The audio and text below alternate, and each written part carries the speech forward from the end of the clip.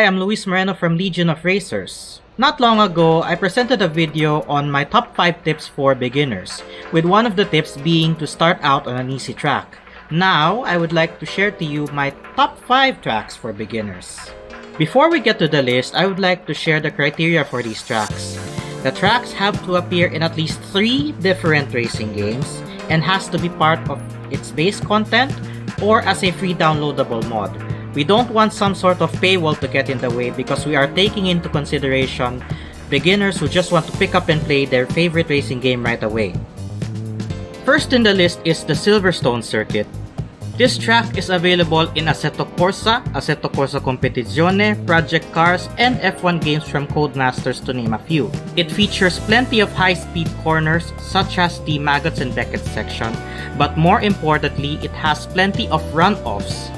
Both the national and international layouts of this track start out with moderate or high-speed corners, but I would recommend the international layout as it has a more simpler flow to it. Next up is Monza. Known as the Temple of Speed, this one is available in so many racing games, Assetto Corsa Competizione, and Gran Turismo 7, just to name a few. Although Monza is going to be a challenge in the first corner when it comes to grid races, the general flow of the track puts emphasis on basic cornering and braking with the help of these braking markers which are all over the track.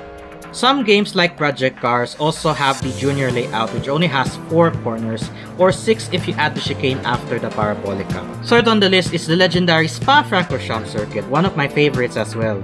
Like the Silverstone circuit, Spa features iconic corners such as the Eau Rouge Radillon section, I hope I pronounced that right, and it has plenty of run-offs. Because of the fast nature of Spa, this is a joy on open wheel cars, so beginners who are looking to focus at that discipline will have tons of fun on this track.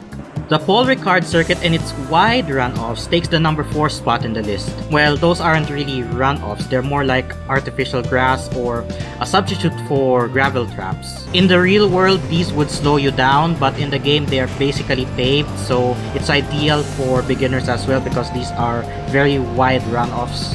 You have plenty of room for error in case you overshoot or misjudge the corners. The track may be a little technical, but at least it's a forgiving one.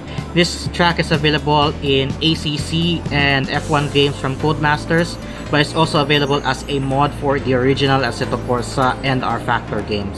Last but not least, it's the TSUKUBA circuit, one of my old favorites. This track has been a staple of Gran Turismo since GT4, so it's available in GT7, but it's also part of the subscription in iRacing as well as some mods on Assetto Corsa.